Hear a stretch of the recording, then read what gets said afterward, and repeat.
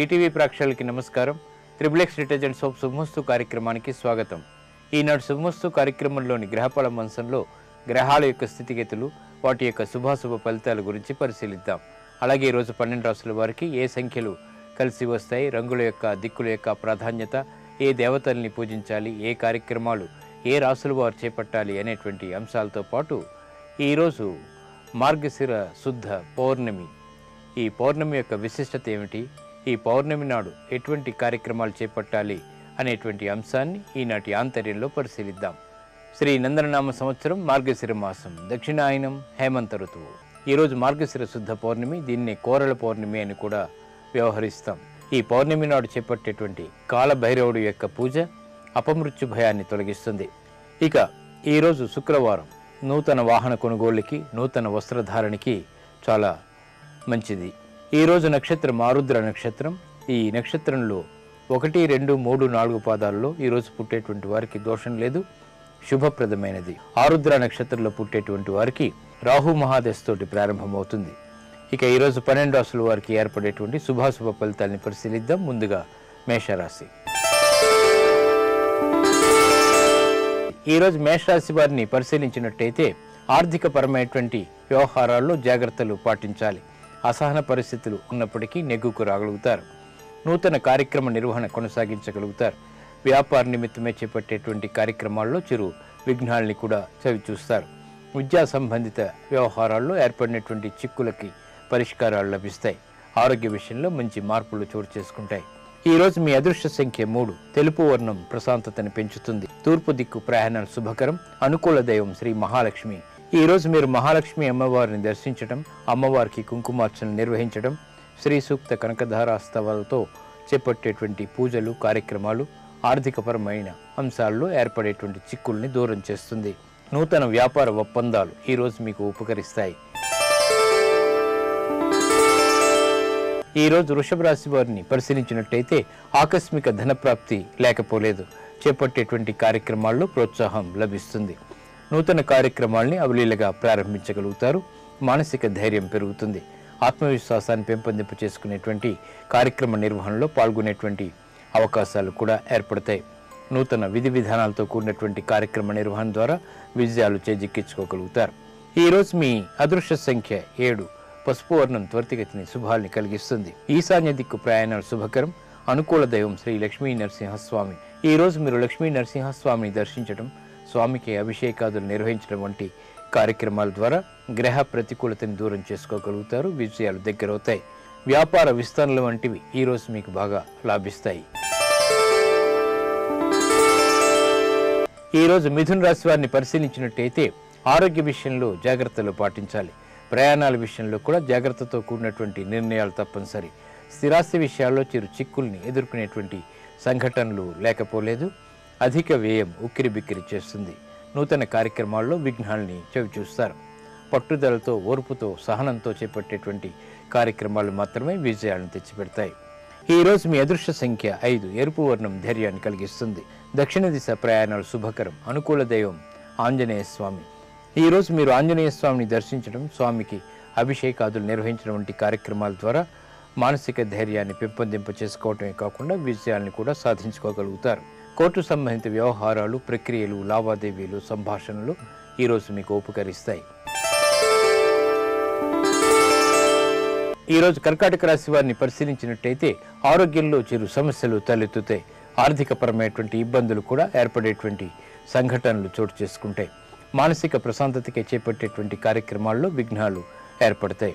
నూతన విధానాలతో కూడినటువంటి కార్యక్రమ నిర్వహణలో కూడా జాప్యాలు కొనసాగుతాయి. విద్యా సంబంధిత విషయాల్లో ప్రతికూలతని ఎదుర్కోగలుగుతారు. వ్యాపార సంబంధ వ్యవహారాల్లో ఆర్థికపరమైనటువంటి అంశాల్లో మొదట ప్రతికూలత, తర్వాత అనుకూలత కొనసాగుతుంది. ఈరోజు మీ అదృష్ట సంఖ్య 2. పసుపు వర్ణం త్వరితగతిని శుభాల్ని కలిగిస్తుంది.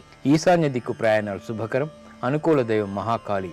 ఈరోజు మీరు మహాకాళి అమ్మవారిని దర్శించడం, అమ్మవారికి కుంకుమార్చన నిర్వహించడం వంటి కార్యక్రమాల ద్వారా ఆరోగ్య రక్షణ ఏర్పడుతుంది. కార్యాల్లో విజయాలు సిద్ధిస్తాయి. ఇక విద్యా సంబంధిత నూతన ప్రయత్నాలు ఈరోజు మీకు ఊరట కలిగిస్తాయి. ఈరోజు సింహరాశి వారిని పరిశీలించినట్టయితే శత్రువులపై విజయాలకి ఉపక్రమించగలుగుతారు. నూతన ధైర్యం పెరుగుతుంది. మిత్రుల ద్వారా లబ్ధిని పెంపొందింప చేసుకోగలుగుతారు. స్థిరాస్తి విషయాల్లో కూడా ఆశించినటువంటి ప్రయోజనాలు దగ్గరవుతాయి. కుటుంబ వ్యక్తుల ద్వారా ఏర్పడినటువంటి ప్రతికూలతని దూరం చేసుకోగలుగుతారు. ప్రాధాన్యతని సంతరించుకోగలుగుతారు. వ్యాపార నిమిత్తమే చేపట్టేటువంటి కార్యక్రమాలు కూడా ప్రోత్సాహాన్ని కలిగిస్తాయి.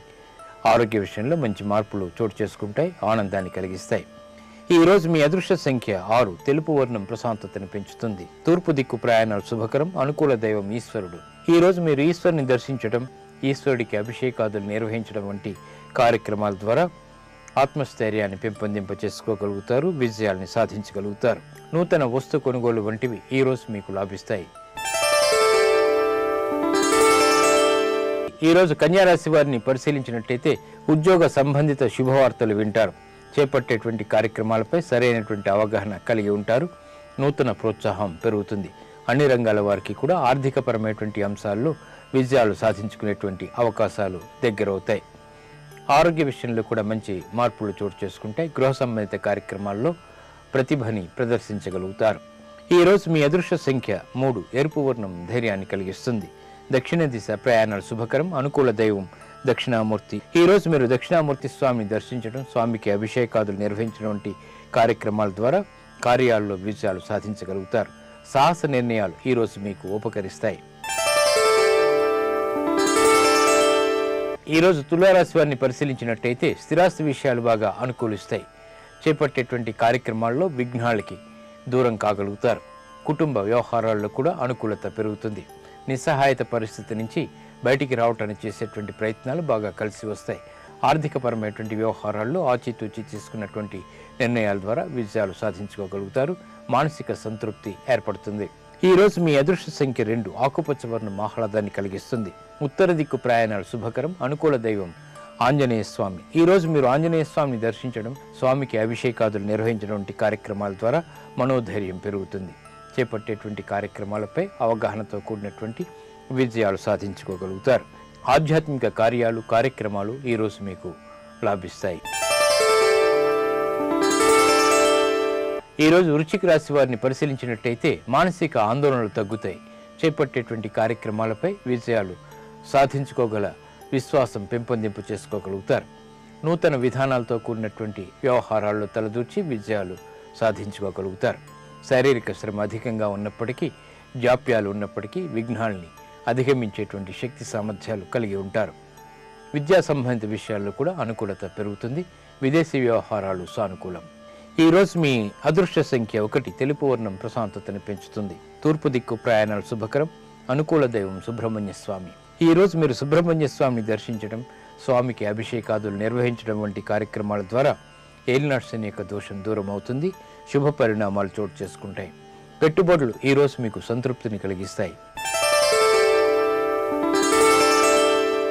ఈ రోజు ధనుస్సు రాశి వారిని పరిశీలించినట్టయితే స్త్రీల ద్వారా సమస్యలు ఎదుర్కొనేటువంటి సంఘటనలు చోటు చేసుకుంటాయి. కాబట్టి జాగ్రత్తలు వహించాలి. ఆర్థికపరమైనటువంటి అంశాలు బాగానే కలిసి వస్తాయి. వ్యాపార విస్తరణలు వంటివి ప్రాధాన్యతని సంతరించుకోగలుగుతాయి. కీలక బాధ్యతలను వహించేటువంటి అవకాశాలు కూడా దగ్గరవుతాయి. ఉద్యోగ ఉన్నతికై చేసేటువంటి ప్రయత్నాలు బాగా కలిసి వస్తాయి. విద్యా సంబంధిత విషయాలు అనుకూలం.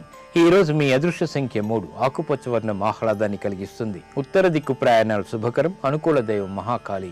ఈ రోజు మీరు మహాకాళి అమ్మవారిని దర్శించడం, అమ్మవారికి కుంకుమార్చన నిర్వహించడం వంటి కార్యక్రమాల ద్వారా ఉత్తమమైనటువంటి ఫలితాల్ని పెంపొందింప చేసుకోగలుగుతారు. విదేశీ సంబంధిత వ్యవహారాలు, లావాదేవీలు, ప్రక్రియలు, సంభాషణలు ఈ రోజు మీకు లాభిస్తాయి. మకర రాశి వారిని పరిశీలించినట్టయితే స్త్రీలు శుభవార్తలు వింటారు. పిల్లల ద్వారా ఆనందం లభిస్తుంది. గృహ సంబంధిత కార్యక్రమాల్లో మెరుగైనటువంటి మార్పులు చోటు చేసుకుంటాయి. శుభకార్య నిర్వహణ సక్రమంగా నిర్వహించగలుగుతారు. మంచి వార్తలు వింటారు. చేపట్టేటువంటి కార్యక్రమాలు సత్ఫలితాలని కలిగిస్తాయి. అన్ని రంగాల వారికి కూడా ఆశించినటువంటి ప్రయోజనాలు చేపట్టగలిగేటువంటి శక్తి సామర్థ్యాలు ఏర్పడతాయి. ఈ రోజు మీ అదృష్ట సంఖ్య 9. పసుపు వర్ణం త్వరితగతిని శుభాలని కలిగిస్తుంది. ఈశాన్య దిక్కు ప్రయాణాలు శుభకరం. అనుకూల దైవం దక్షిణామూర్తి. ఈ రోజు మీరు దక్షిణామూర్తి స్వామిని దర్శించడం, నమస్కరించడం వంటి కార్యక్రమాల ద్వారా నూతన ఉత్సాహాలను పెంపొందింప చేసుకోగలుగుతారు. శుభ పరిణామాలు అన్ని రంగాల వారికి కూడా చోటు చేసుకుంటాయి. వ్యాపార నూతన ఒప్పందాలు ఈ రోజు మీకు లాభిస్తాయి. ఈరోజు కుంభరాశి వారిని పరిశీలించినట్టయితే పరిస్థితుల్లో అనుకూల మార్పులు ఆనందాన్ని కలిగిస్తాయి. గతంలో కన్నా మెరుగైనటువంటి పరిస్థితులు కుటుంబ రీత్యా చోటు చేసుకుంటాయి. సాహసోపేతమైనటువంటి నిర్ణయాలకి ఉపక్రమించగలుగుతారు. సోదరుల ద్వారా లబ్ధిని పెంపొందింప చేసుకోగలుగుతారు. కుటుంబ సఖ్యత పెరుగుతుంది. ఈరోజు మీ అదృష్ట సంఖ్య 1. ఎరుపు వర్ణం ధైర్యాన్ని కలిగిస్తుంది. దక్షిణ దిశ ప్రయాణాలు శుభకరం. అనుకూల దైవం శ్రీ మహాలక్ష్మి. ఈరోజు మీరు మహాలక్ష్మి అమ్మవారిని దర్శించడం, అమ్మవారికి కుంకుమార్చన నిర్వహించడం వంటి కార్యక్రమాలు సత్ఫలితాన్ని కలిగిస్తాయి. మానసిక సంతృప్తి ఏర్పడుతుంది. వ్యాపార విస్తరణలు వంటివి ఈరోజు మీకు బాగా కలిసి వస్తాయి. ఈరోజు మీనరాశి వారిని పరిశీలించినట్టయితే గృహ సంబంధిత విషయాల్లో ఆనందకర సంఘటనలు చోటు చేసుకుంటాయి. వాహన సౌఖ్యం ఏర్పడుతుంది. విదేశీ వ్యవహారాల్లో కూడా అనుకూలత సాధించుకోగలుగుతారు. విద్యా సంబంధిత విషయాలు బాగా అనుకూలిస్తాయి. చేపట్టేటువంటి కార్యక్రమాల్లో ప్రోత్సాహాన్ని పెంపొందింప చేసుకోగలుగుతారు. వ్యవసాయ రంగం వారికి బాగా కలిసి వస్తుంది. ఆదాయం పెరుగుతుంది. ఈరోజు మీ అదృష్ట సంఖ్య 3. ఎరుపు వర్ణం ధైర్యాన్ని కలిగిస్తుంది. దక్షిణ దిశ ప్రయాణాలు శుభకరం. అనుకూల దైవం ఆంజనేయ స్వామి. ఈరోజు మీరు ఆంజనేయ స్వామిని దర్శించడం, నమస్కరించడం వంటి ప్రక్రియల ద్వారా అష్టమ రాహు ద్వారా ఏర్పడేటువంటి రుగ్మతలు దూరం అవుతాయి. ఇక నూతన స్నేహాలు ఈరోజు మీకు బాగా లాభిస్తాయి. ఆనందాన్ని కలిగిస్తాయి. నేటి నక్షత్ర యోగాన్ని పరిశీలిద్దాం. నేటి నక్షత్రం ఆరుద్ర నక్షత్రం. దీని అధిదేవత శివుడు. నక్షత్రాధిపతి రాహు. ఈ ఆరుద్ర నక్షత్రంలో పుట్టేటువంటి వారికి రాహు మహాదశతోటి ప్రారంభమవుతుంది.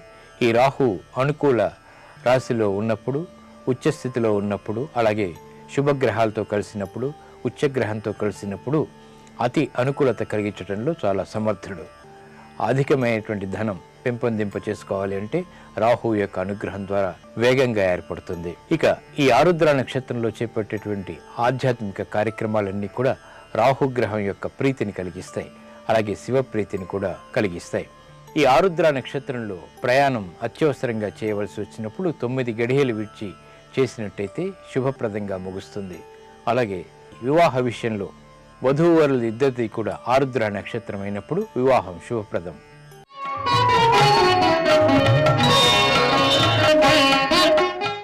ఈరోజు మార్గశిర పౌర్ణమి. దీన్నే కోరల పౌర్ణమి అంటాం. కోరల పౌర్ణమి యొక్క విశిష్టత ఏమిటో పరిశీలిద్దాం. మార్గశిర పౌర్ణమిని కోరల పౌర్ణమిగా జరుపుకుంటారు. నేడు కాలభైరవుణ్ణి ఆరాధించడం వల్ల అపమృత్యు భయం తొలగుతుంది.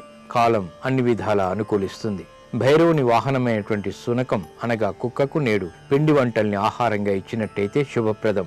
మినప గారెలు 3 సార్లు నోటితో కొరికి ఆ గారెల ముక్కల్ని శునకం చేత తినిపించాలి. దీనివల్ల మన నోటికి ఉన్నటువంటి విషతుల్య అంశాలు తొలగుతాయి. శునకానికి పాలు, పెరుగు కూడా సమర్పిస్తే శుభప్రదం. శునకాల మెడలో గారెలు, బూరెల దండల్ని వేసేటువంటి సంప్రదాయం కూడా కొన్ని ప్రాంతాల్లో ఉంది. శివాలయాల్లో నేడు గంట, శంఖం, దుందుభి వంటి వాయిద్యాల్ని మ్రోగించి శివాష్టకాన్ని, కాళభైరవాష్టకాల్ని పఠించినట్టయితే గ్రహ అనుకూలత పెరుగుతుంది. ఇవి ఈనాటి శుభమస్తు కార్యక్రమంలోని గ్రహఫల మంచంలోని విశేషాలు. ఇప్పుడు గృహబల మంచంలో వాస్తు విశేషాలు తెలుసుకుందాం. తిరిగి రేపటి శుభమస్తు కార్యక్రమంలో కలుసుకుందాం. నమస్కారం.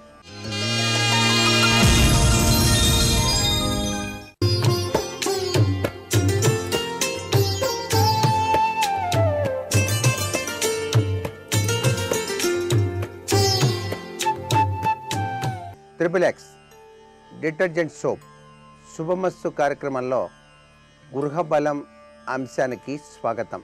నేడు మార్గశిర పౌర్ణమి, కోరల పౌర్ణమిగా కూడా చెబుతారు. కాలభైరవుని ఆరాధన చేసేటువంటి విశిష్ట సంప్రదాయం కనిపిస్తుంది. మన గృహాల్లో కూడాను ఆ యొక్క గ్రామ సింహాలను పెంచుకునేటువంటి విధి విధానం కనిపిస్తూనే ఉన్నది. నేడు వాటిని, ఆ యొక్క శునకాలను చాలా చక్కగా గనక ఆదరించినట్లయితే సకల జీవుల పట్ల ప్రేమతత్వాన్ని కలిగి ఉండటం, మన జీవితానికి ఆనంద తత్వంలో విరాజిల్లింపటానికి భగవంతుడు అనుగ్రహాన్ని ప్రసాదిస్తాడని శాస్త్రం.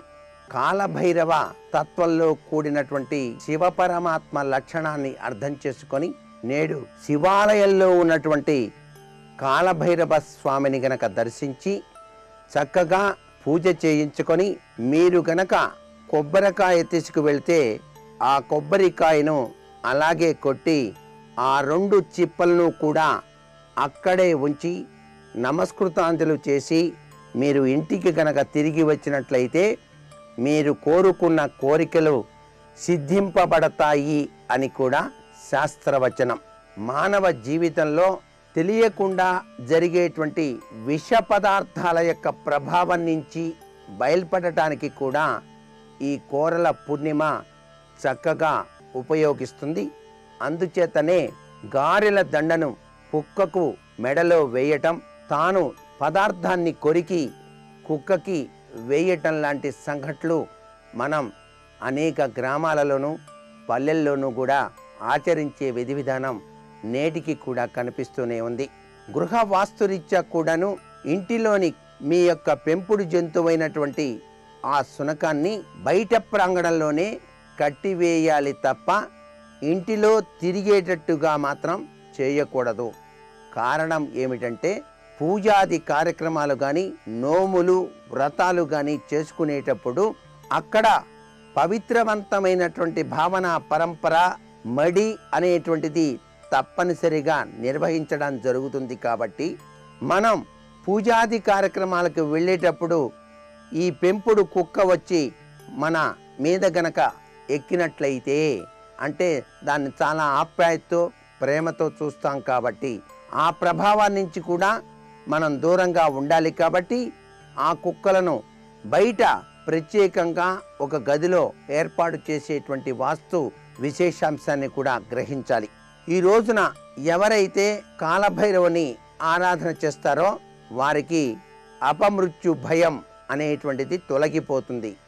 కాలానికి నాంది వాక్యం పలికే శివపరమాత్మ తత్వమే ఈ కాలభైరవుని యొక్క అంశ తత్వంగా కూడా మనకు శాస్త్రాల్లో చెప్పిన విశేషాంశం. ఇక వాస్తుశాస్త్రరీత్యా ఇంటిలో వివాహం కావలసినటువంటి వయస్సు వచ్చినటువంటి పిల్లలు ఉన్నప్పుడు వాస్తుశాస్త్రరీత్యా పాటించవలసినటువంటి విశేషాంశాల్లో పడక గదికి సరిగ్గా ఎదురుగా పూజాగృహం ఉన్నా లేక పడక గదిలో కొంత భాగం పూజా స్థలంగా ఉపయోగిస్తూ ఉన్నా ఆ ఇంటి ఇల్లాలు చాలా ధార్మిక ప్రవృత్తి కలిగి ఉన్నప్పటికీ ఆమె కుమార్తె వివాహం మాత్రం చాలా ఆలస్యంగా అవుతుంది అనే విషయాన్ని గుర్తెరగాలి. వివాహానికి అనేక ఆటంకాలు కూడా ఏర్పడటానికి ఆస్కారం ఉంది. వివాహం తర్వాత కూడా కుదుట పడటానికి సమస్యలు కూడా కలుగుతాయి అనే విషయాన్ని గుర్తుపెట్టుకోవాలి. అందుచేత పడక గదికి సరిగ్గా ఎదురుగా పూజాగృహం ఉండకూడదు, లేక పడక గదిలో పూజాగృహం పనికిరాదు అనేటువంటి విషయాన్ని ఇక్కడ బాగా గుర్తుపెట్టుకోవాలి. దంపతుల పడక గదిలో పూజాస్థలాన్ని గనక ఏర్పరచుకుంటే ఇల్లాలు ధార్మిక ప్రవృత్తి తీవ్రత కలిగి ఉండి సమాజంలో ప్రసిద్ధి చెందినప్పటికీ కూడా నిష్కారణంగా తర్కం అవలంబిస్తుంది. ఆమె చాలా పొదుపు కూడా చేస్తుంది. ఆమెకు తన కుమార్తె వివాహ విషయంపై అనేక ఆటంకాలను ఎదుర్కోవాల్సి వస్తుంది సుమా. ఏదైనా గదిని దంపతులు పడక గదిగా ఉపయోగించుకుంటూ అక్కడే అతిథులు కూర్చోవటం ప్రసంగించడం వంటివి జరుగుతూ ఉంటే ఆ గృహిణి చాలా ఇక్కట్లకు గురి కావాల్సి వస్తుంది అనే విషయాన్ని కూడా గుర్తెరగాలి. వివాహం కావలసినటువంటి వారికి కూడా ఆలస్యంగా వివాహం అవుతుంది. ఇంట్లో వంటగది స్నానాల గది ఒకే వరుసలో ఉంటే ఆ ఇంట్లోని స్త్రీ సంతానం కుమార్తెలు అసంతృప్తిని అశాంతిని కలిగి ఉంటారు. వారికి వివాహం కూడా ఆలస్యంగానే అవుతుంది అనేటువంటి విషయాన్ని కూడా ఇక్కడ గుర్తుపెట్టుకోవాలి. ఇంటి హాలులో మురికి నీరు పోయేటువంటి తూము ఉండటం, హాల్ చాలా చిన్నదిగా ఉండటం లేదా సన్నగా పొడవుగా ఉండటం, స్నానాల గదితో కలిసి ఉండటం వల్ల ఆ ఇంటి యజమాని మోక్ష చింతన కలిగి ఉంటాడు. కానీ ఇంట్లోని ఒక వ్యక్తి వివాహానికి ఆటంకాలు కలిగి తీరుతూ ఉంటాయి అనే విషయాన్ని కూడా గుర్తుపెట్టుకోవాలి. నేటి వాస్తు సందేహాన్ని గనక పరిశీలించినట్లయితే నూతనంగా గృహ నిర్మాణాన్ని ప్రారంభించేటువంటి సమయంలో చక్కగా సజావుగా నిర్మాణం పూర్తయి చక్కటి యోగవంతమైన ప్రభావంతో జీవించాలంటే ఏ పద్ధతులు పాటించాలి అన్నది ప్రశ్న. గృహ నిర్మాణం చేసేటప్పుడు పునాది విషయంలో చాలా చక్కటి జాగరూకత వహించాల్సి ఉంటుంది. పునాది వేసేటప్పుడు అంటే శంకుస్థాపన చేసేటప్పుడు 21 గవ్వలకు పసుపు రాసి ఓం మహాలక్ష్మీ నమః అని చెప్పేసి జపిస్తూ పునాదిలో ఉత్తర ఈశాన్య దిశల్లో ఆ గవ్వలను వేయాలి. ఇలా గనక చేసినట్లయితే ఇంట్లో స్థాయి రూపంలో లక్ష్మీ నివాసం ఉంటుందని శాస్త్రం.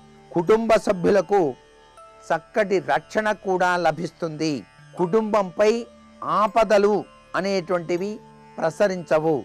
గవ్వలు మాత్రం శుభ్రమైనవిగా ఉండటం ముఖ్యంగా భావించాలి. మరికొన్ని ముఖ్య విషయాలు మన్నాడు చెప్పుకుందామా? మరి సర్వే జనా సుఖినో భవంతు.